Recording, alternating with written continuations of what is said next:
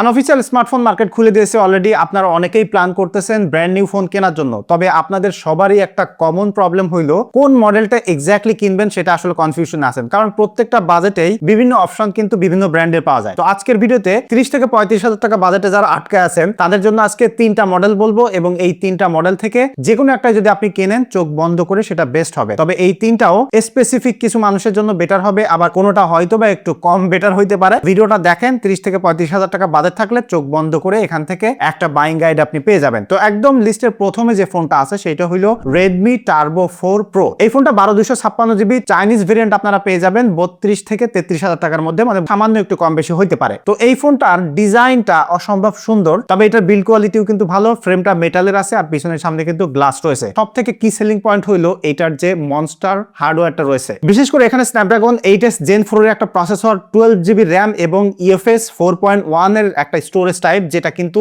একটা কিলার হার্ডওয়্যার। তার সাথে একটা ম্যাসিভ ডিসপ্লে আছে 6.83 ইঞ্চির, এবং যেটার চিন বেজেলটা ভাই একদমই কম, লিটারালি 90 পয়েন্ট সামথিং। এটার স্ক্রিন টু বডি রেশিও এবং ছোট্ট একটা সেলফি ক্যামেরা কাট আউট রয়েছে, মানে এই ফোনটার যে ডিসপ্লেটাও রয়েছে সেটাও কিন্তু একটা মনস্টার, কারণ এখানে 120 হার্টজের একটা অ্যামোলেড ডিসপ্লে ব্যবহার করা হয়েছে যেটা 68 বিলিয়ন কালার সাপোর্ট করে। দ্যাট মিন্স এটাতে Dolby vision, HDR10+ supported, HDR vivid সহ 3200 নিট পর্যন্ত পিক ব্রাইটনেস যাইতে পারে। মানে এইটার ডিসপ্লেতে যদি আপনি মুভি বা গেমিং, মনস্টার কম্বো হবে টোটালি। সো যারা আসলে সোনলি এই বাজেটে গেমিং করতে চান বা র পারফরমেন্স যাদের দরকার, তারা কিন্তু ভাই এই ফোনটা চোখ বন্ধ করে কিনে ফেলতে পারেন। এবং এখানে 2টা ক্যামেরা সেন্সর আছে, যার মধ্যে 50 মেগাপিক্সেলের মেইন সেন্সর এবং 8 মেগাপিক্সেলের একটা আলট্রা ওয়াইড সেন্সর আছে, 20 মেগাপিক্সেলের একটা সেলফি ক্যামেরা। তো এখানে আপনি ফটোগ্রাফিতে সব ধরনের ফিচার পেয়ে যাবেন, তবে এখানে মেইনলি দুর্বলতা আছে এটার আলট্রা ওয়াইড সেন্সর। মেইন সেন্সরটা মোটামুটি ভালো আছে, বাট সেলফি ক্যামেরা দিয়ে আপনি 4K ভিডিও করতে পারবেন না। সো ভিডিওগ্রাফির এক্সপিরিয়েন্স খুব বেশি ভালো হবে না। ফটোগ্রাফিটা মোটামুটি একটু ব্যালেন্স লেভেলের, যেহেতু এটা একটা পারফরমেন্স সেন্ট্রিক ফোন, সেই হিসেবে ক্যামেরাতে কিন্তু বেশ খানিকটা কস্ট কাটিং করা হয়েছে। তবে এখানে কিন্তু 7550 মিলিঅ্যাম্পিয়ার একটা ব্যাটারি পাবেন, 90 ওয়াট পর্যন্ত ফাস্ট চার্জ করতে পারবেন, আন্ডার ডিসপ্লে ফিঙ্গারপ্রিন্ট সহ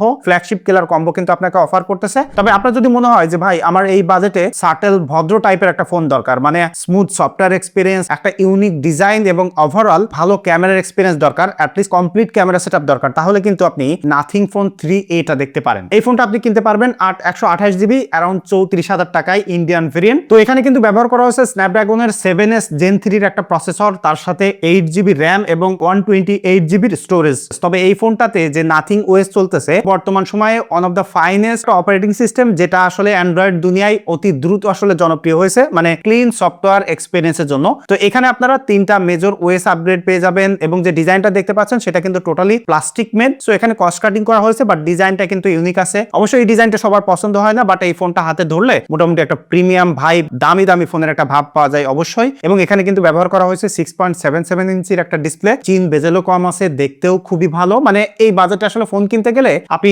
অন্য যে কোনো ফোন কেনেন না কেন, ডিসপ্লে সেগমেন্টে আসলে কম্প্রোমাইজ পাবেন না। এবং তার পাশাপাশি এখানে ট্রিপল ক্যামেরা সেটআপ রয়েছে, বিশেষ করে পিছনে 50 মেগাপিক্সেলের মেইন সেন্সর, একটা টেলিফটো লেন্স 50 মেগাপিক্সেলের এবং 8 মেগাপিক্সেলের একটা আলট্রা ওয়াইড সেন্সর। অর্থাৎ এখানে আপনি কমপ্লিট ক্যামেরা সেটআপ পাচ্ছেন। আবার 32 মেগাপিক্সেল একটা সেলফি ক্যামেরা, তবে সেলফি ক্যামেরা দিয়ে এটা 4K ভিডিও করতে পারে না। তবে নরমালি যে ফটোগ্রাফির এক্সপিরিয়েন্স আছে, বিশেষ করে ভালো পোর্ট্রেট তুলতে পারবেন টেলিফটো লেন্স দিয়ে। তবে এই বাজেটে এটা বেস্ট নয়। সফটওয়্যার এক্সপিরিয়েন্স এবং ক্যামেরার এক্সপিরিয়েন্স, রিলায়েবিলিটির দিক থেকে আসলে এই ফোনটাকে লিস্টে রাখা হয়েছে, কারণ অনেকেই আসলে তারা লং টাইম ধরে একটা ফোন ব্যবহার করতে চায়, সাথে একটা পলিশ ডিজাইন সফটওয়্যার হতে হবে, তাদের জন্যই মূলত এই ফোন। এবং এখানে 5000 মিলিঅ্যাম্পিয়ার একটা ব্যাটারি আছে, আর ব্যাটারির জায়গাতেও আসলে এটা কম্প্রোমাইজ নাই, like 5000 milliampere battery, silicon carbon না। ইভেন এই বাজেটে আসলে যেমনটা ডিসপ্লের ক্ষেত্রে বললাম, ব্যাটারির ক্ষেত্রেও প্রত্যেকটা ফোনই সিমিলার রকমের এক্সপিরিয়েন্স প্রোভাইড করবে, মানে ব্যাটারি ব্যাকআপ নিয়ে আপনাকে চিন্তা করতে হবে না এই মুহূর্তে। আপনি লিটারালি যে কোনো বাজেটেই যদি ব্র্যান্ড নিউ ফোন কেনেন, তবে এই বাজেটে যদি সব থেকে অলরাউন্ডার ফোনের কথা আমি বলি, লাইক আপনার পারফরমেন্স দরকার, ভালো ক্যামেরা দরকার, ভালো ভিডিওগ্রাফি দরকার এবং ভালো ডিসপ্লের পাশাপাশি ব্যাটারি ব্যাকআপ, তাহলে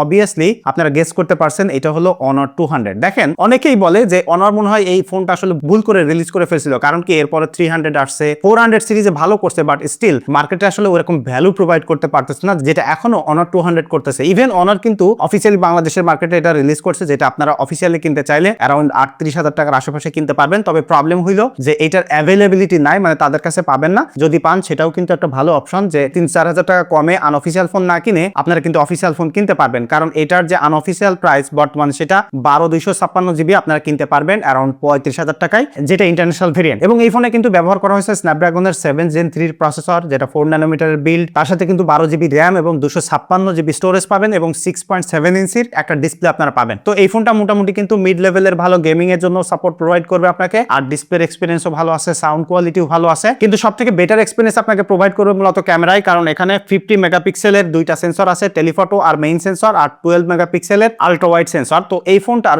পোর্ট্রেটটা মূলত অসাধারণ। এই মুহূর্তে এটাকে বেস্ট ক্যামেরা সেন্ট্রিক ফোন বলার কারণ এটাও একটা যে পোর্ট্রেট কিন্তু আমরা অনেক তুলি, ডিএসএলআর লেভেলের পোর্ট্রেট ব্যাকগ্রাউন্ড ব্লার করা, সেই জিনিসটা কিন্তু এটা নাথিং ফোন 3 এর থেকেও ভালো। নাথিং ফোন 3 এতে অনেক জায়গায় ফ্যাকাশে করে ফেলে, তাদের ইমেজ প্রসেসিংটা আসলে অতটা ভালো লাগে না, যেটা আসলে অনার আবার বেটার করে। ফটোগ্রাফিতে এই বাজেটে চোখ বন্ধ করে আপনি অনারকে কিনতে পারেন, এবং এখানে কিন্তু সেলফি ক্যামেরা দিয়েও আপনি 4K ভিডিও করতে পারবেন। সব দিক থেকে মিলিয়ে একটা অলরাউন্ডার ফোন বলতে পারি। তবে এই বাজেটে আপনারা বলতে পারেন অনেকে যে 14 Pro Plus কেন বাদ দিলাম, এবং মোটরোলার কিছু ফোন আছে সেগুলোকে কেন বাদ দিলাম, বিশেষ করে S60 Fusion বা মোটরোলা S50। এর মধ্যে আমি একটু অনারেবল মেনশন করে রাখতে চাই, বিশেষ করে যারা মেইনলি ক্যামেরা সেন্ট্রিক বা মোটরোলার যে স্টক অ্যান্ড্রয়েড টাইপের একটা ফিল বা বেটার ভিডিওগ্রাফির এক্সপিরিয়েন্স যদি পেতে চান, সেক্ষেত্রে কিন্তু আপনারা মোটরোলা S50টাও দেখতে পারেন। ওইটা আমি অনেককেই সাজেস্ট করি না, বা নর্মালি সবাইকে সাজেস্ট করি না। তার কারণ হলো ভেগান লেদারের বিল্ড হওয়ার কারণে কি ওইটা অনেক যত্ন করে ব্যবহার করতে হয়, কার্ভ ডিসপ্লে আছে, তো সবার হয়তো ওটা ভালো নাও লাগতে পারে। তবে আপনি মার্কেটে যে যদি আপনার এই তিনটার কোনোটার ডিজাইন ভালো না লাগে, সেক্ষেত্রে কিন্তু আপনি মোটরোলা S50টাও দেখতে পারেন। তবে 60 ফিউশনটাও কিন্তু অন্যতম একটা অপশন। তো মোটামুটি এই ফোনগুলো আসলে এই বাজেট সেগমেন্টে আমার কাছে মনে হয় বেটার। এখন আপনার কাছে যদি মনে হয় যে অন্য কোনো ফোন আছে বা আপনি যদি কোনোটা ব্যবহার করেন, সেক্ষেত্রে অবশ্যই কমেন্ট করে জানাতে পারেন। তবে আমি যেহেতু পুরাতন ফোন নিয়ে রিভিউ করি, সো অবশ্যই একটা খোসা কিন্তু পুরাতন ফোন নিয়ে দিয়েই যাবো। 30-35 হাজার টাকা, ইভেন 40 হাজার টাকা বাজেটে যদি আপনি ফোন কিনতে চান, বিশেষ করে ভিডিও কন্টেন্ট ক্রিয়েট করার জন্য, তাহলে কিন্তু ভাই এই কোনো ফোনই বেটার হবে না, প্রিয়ন ফোনের দিকে যাইতে হবে। সেক্ষেত্রে অনেক অপশন আছে, যদি সেরকম কোনো ভিডিও আপনারা দেখতে চান সেটা অবশ্যই কমেন্ট করে জানাতে পারেন। দেখা হচ্ছে পরবর্তী ভিডিওতে। ধন্যবাদ সবাইকে।